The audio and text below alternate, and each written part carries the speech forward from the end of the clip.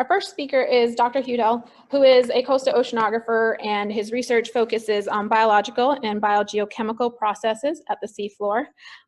Just to let y'all know, I forgot to mention that behind on your agenda are the speaker bios. So if you guys want to learn more about them, you can get more information about them on the back of your agenda, which are also located at the table. And so he is currently at Florida State University in Tallahassee, where he is presently a faculty member in the Department of Earth, Ocean, and Atmospheric Science. So without further ado, Dr. Huettel, please come up.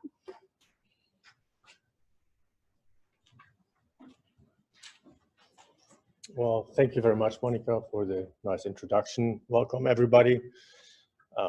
Thank you for your interest, and I thank the organizers for inviting me. So what I'm presenting here is, of course, not my own work. I mean, of course, I'm part of it, but it's a group effort. And so it's a collaboration between Florida State University and Georgia Tech, where we collaborated with Joe Koska and Kostas Konstantinidis. And we had a large group of students that had to dig a lot of holes in Pensacola Beach. And some of them are mentioned here that were specifically very active and participated in the research. There were a number more, but sorry, you're tall. That's quite all right. There you go. And of course, I should not forget the funding that allowed us to do all this research that came from GOMRI and NSF. So when the oil came to shore in June 2010, you were shocked and I was shocked.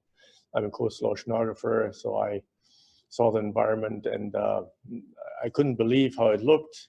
And of course, this beach is a tremendous resource for the region, for tourism, also for the fishermen. And nobody really knew what's going to happen to all this oil. You can scrape it off the surface, but everybody knows that crude oil is a substance that does not degrade very well and contains a lot of toxic substances as well.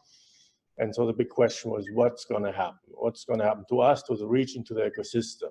And if you looked at the literature, there were some examples from Exxon Valdez and also from European coast and so forth, but none of that is directly comparable with here with our Pensacola coast. You can remove, and this is a picture that I took on June 30th when I was here. There was a time when Storm Alex was in the Gulf and throwing big waves at the shore. You can remove these, excuse me, these big chunks here. There were some as big as office printers. So that is something that you can grab with the shovel. And the surface then was cleaned, not only by the waves, but also by crews that cleaned up the big mess on the surface. But each wave, and you may see that the foam is a little brownish, each wave threw water on the shore that contained some of particulate oil and also dissolved substances that came from the oil. And the waves dispersed the oil. It's not only chemical dispersants that can do that, can also be done by physical forces like waves. And so each wave brought this rim of oil onto the sediment surface, and then it also penetrated into the sediment. And if you look at the sediment cross-section here, then you realize that if you have a closer look, that this is not the white that you have below here. And this is a little close-up that shows a little bit more clear, hopefully.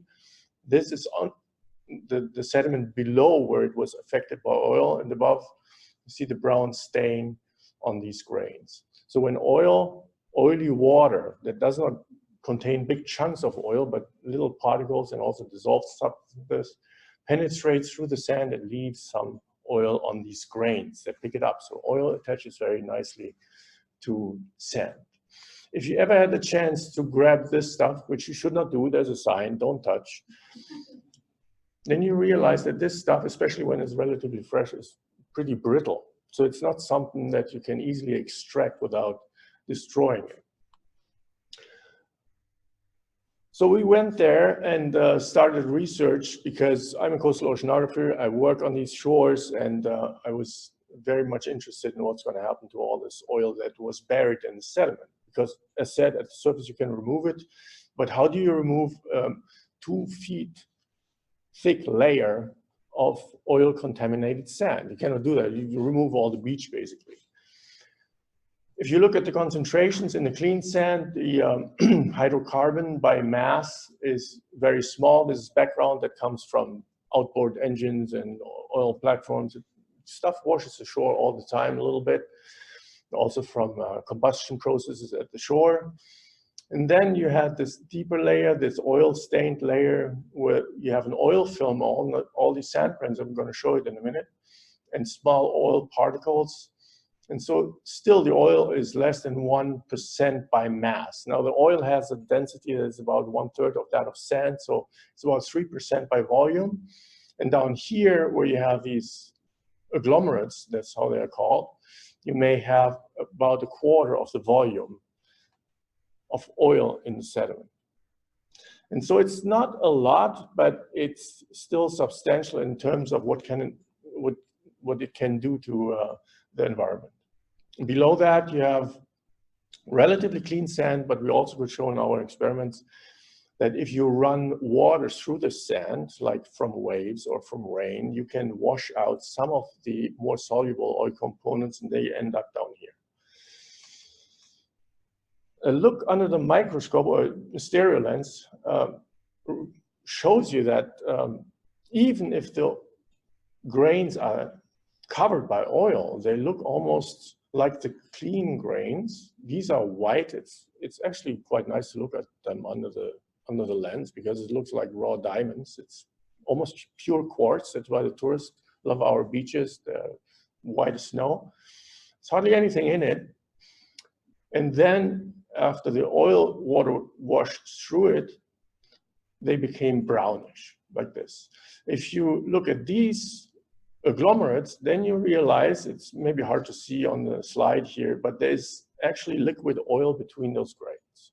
And that bakes it together, that makes it cohesive. This stuff is a little bit cohesive, a little sticky, but it still falls apart. Why is this important? Well, this offers a very large surface area. So you have a little grain that's covered by basically a molecular film of oil, offers a lot of surface area for bacteria to degrade this. And bacteria are ultimately what degrades this oil. So bacteria have a lot of access here, less access here. And I'm going to explain that in more detail. So what we did, we have our students out here, John DeGardio and Will Overholt here in the trench, digging these 10-meter long trenches over and over and over. We came on a monthly basis, basically, and dug them from basically the high water line up to the shore dunes where we did not find any oil anymore. And you can see this consecutive vein of oil, basically. It's a layer. It's basically the initial layer of oil that was deposited in June, a second layer shortly afterwards, and then some mixed sand that was deposited by storm, but also by the cleanup crews that moved sand back and forth. And we took these cores, took them back to the lab, sliced them up, and analyzed the oil.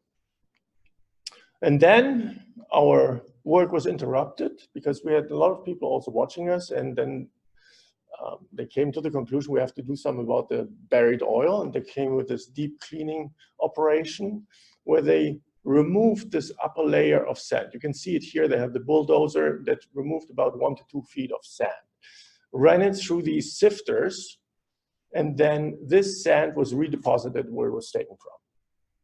Now, if you heard what I just said about the brittleness of this stuff, if you run these agglomerates through a sifter like that, that is usually used to do gravel, then it's pretty clear that most of this stuff was disintegrated in small particles. They got a few of these big chunks out, and that thing probably worked like a potato peeler, that the big chunk then became a very little chunk, and that was removed. But this was deposited on the beach, and you can see here a time sequence. This was the initial picture. These were centimeters sediment depth, 2 layers, as I mentioned before, the brownish yellow stained sand. And then shortly afterwards, this was a deep cleaning in October 2010. And after that, you had a homogeneous layer of brownish sand that was due to this cleaning process that mixed up everything. And then some leftovers of this layer in here. This was maybe not intended, but at the end was a positive thing, because again, it made big chunks of oil to little itty-bitty ones that increased the surface area for bacterial deterioration of the oil. And then 1 year later, we basically saw that in the profile, we could not find oil anymore. And that's a bold statement, because once in a while we ran into a little tar ball that was way down here. The stains you see here are from iron or detritus, but this is not oil.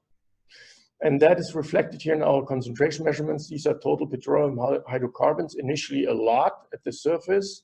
Then it was buried pretty quickly due to storms, but also by shifting sand over it manually by cleanup crews. And then by the time this cleanup came, already a lot was degraded. And then there was a long tail with a little bit of oil was still persisting, but pretty much after a year, we were down to background values. And that's shown in this picture. It's a little confusing. I agree with that. I will guide you through it. So this is the time axis. This is the hydrocarbon Hope-Payne ratio. And that is done because, of course, if you dig a trench, you cannot dig it always at the same spot. And the oil was not distributed totally evenly. So you take a reference. And this is this Hope-Payne that does not degrade very well, although it does a little bit. But if you take something that doesn't degrade very well, then you can take the other components that degrade very quickly and compare it to that. And with that, you get an idea on how fast these lighter components degrade. And so what this shows is basically the total hydrocarbons in this black line, and the aromatics, those cyclic components that includes the polycyclic aromatic hydrocarbons, which are partly toxic. And then the aliphatic ones, propane, butane, that degrade relatively quickly. And this is a logarithmic scale. So initially we had about hundreds of milligrams per kilogram sand of oil, and that decreased very rapidly within a year to background, which is about 1 milligram per kilogram of sand, or less even. So that is a pretty constant decrease on a logarithmic scale. So if you would plot that linearly, it would be a typical decay curve.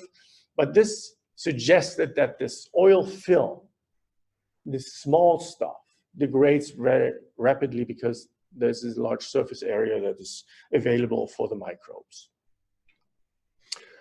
And the microbes reflected that. So initially, so these are measurements done by Joel Kosker's group with the bacteria. So initially, these big black blobs are the ones that reflect the abundance of bacteria in the oiled sand. The yellow ones are bacteria in the less oiled sand, but we did not have really a clean control because oil was blown over the entire beach.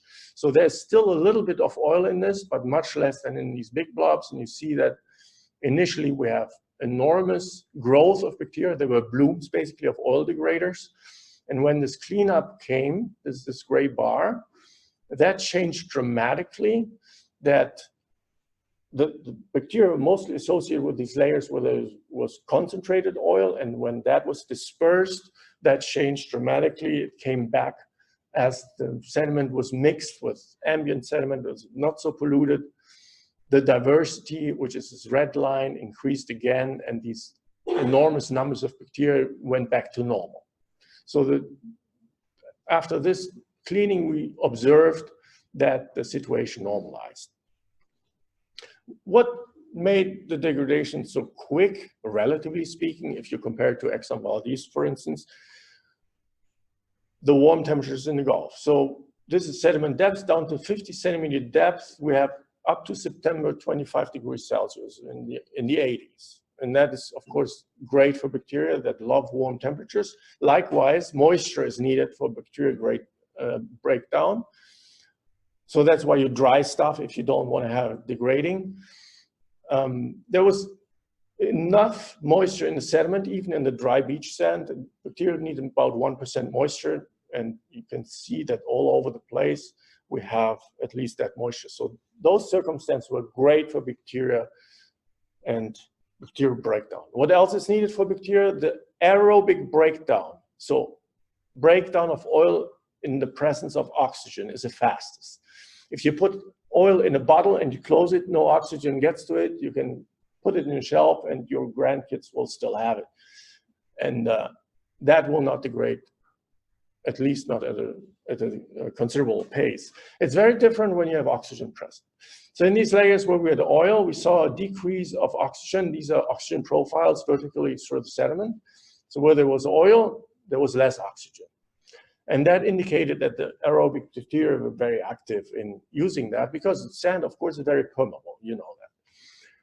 What's interesting with these profiles, that they did not decrease at depth. You would anticipate that. Typically, when you have a permeable sand or a sediment, you see a decrease and it goes someplace to zero. It didn't do it. It actually increased. And that brought the hypothesis, well, there's a mechanism that pumps oxygen in there. What could that be? Well, the tides, of course. So we put chambers on the sand, and where we had oxygen, where we had oil in, so here there's oil, and here there's oil, and no oil, no oil. When the water level creeped up in the beach, so when you dig a hole, as a kid, you probably did that, and you see the water level in there, so that responds to the tide, because the sand is very permeable. And that acts like water level coming up in the beach. It's like a piston pump. So the air is pushed out, and when it drops, it sucks air in. And that was the hypothesis. And that's what we see reflected here. When there's oil present, more CO2 comes out and less oxygen out of the beach when the water level rises, as here. So what it boils down to is this. Water level drops, heat and oxygen goes in, water level comes up, moisture and CO2 is pumped out. And if you have that through this layer over and over, every tidal cycle, right? It's breathing. It's like a big animal breathing. So you can compare that beach really to a breathing organism that inhales heat and oxygen and exhales CO2. And with that mechanism, you keep the oxygen in the sediment around the oil and accelerate the degradation. Now, as said, sand looked clean 1 year after oil came to shore, but once in a while we found this. And that's, of course, disturbing, and it's pretty clear. We know that oil degrades not very rapidly, so big chunks of oil will not go as quickly as a very thin film on a sand grain. So what did we do?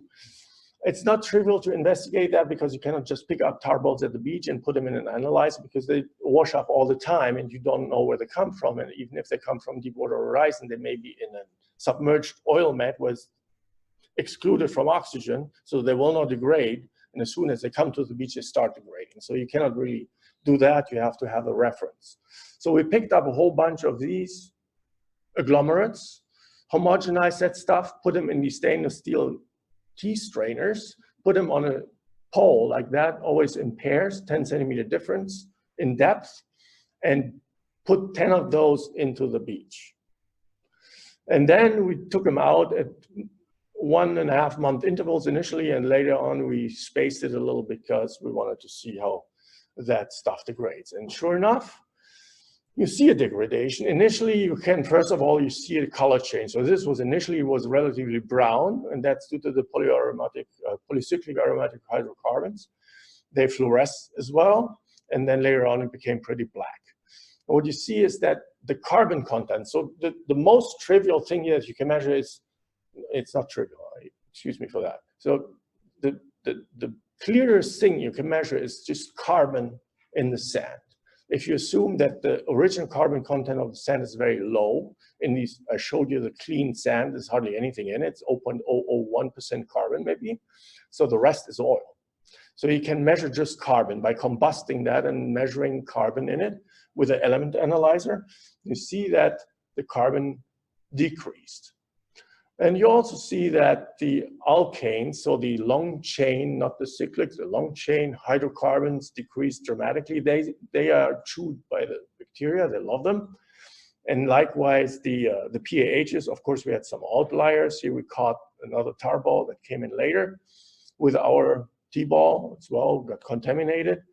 and then the fluorescence reflects what the polycyclic aromatic hydrocarbons do, because those are the most fluorescent materials.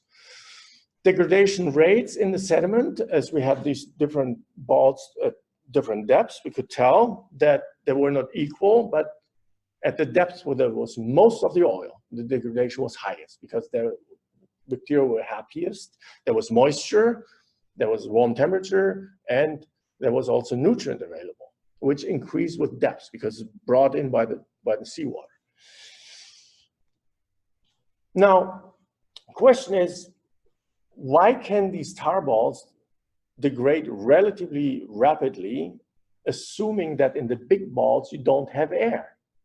Well, that assumption is faulty. If you pick up this stuff on the beach, put it under the microscope, this is what I showed you earlier, but under the microscope it's hard to see on this picture, but there are holes in this. Not all the big pores are filled by oil. And if you allow a computer to analyze this picture and tell you wherever there's a hole that is as big as a sand grain, should mark it white, it looks like that. So all these white areas are spaces with air. And so if air is in there and air can circulate, so that when we measure permeability of these things, you can pump air through it. They are also exposed to this tidal pumping that I mentioned before.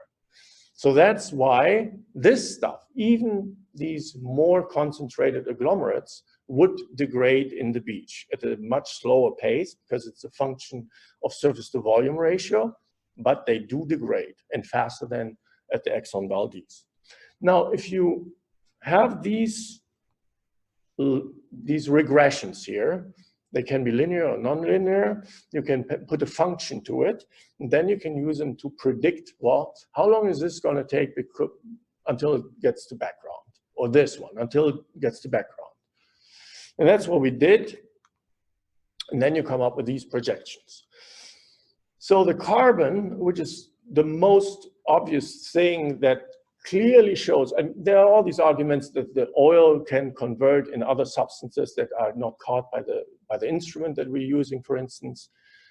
If you look at just the carbon, it's a pretty clear answer. So the carbon would go to background, which we now here defined as 0.1% of the original carbon.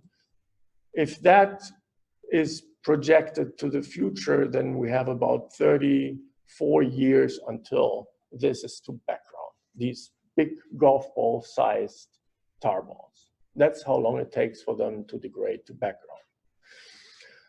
The other stuff, the alkanes that are more degradable by bacteria, go faster. Within 10 years, you may have that degraded, as well as the polycyclic hydrocarbons. If you take the same golf ball sized tar ball, and that's what we did, we took some of the material and kept it in the lab, put it in a cabinet, closed the door, let it sit there. No beach sand, no moisture, no light, no temperature.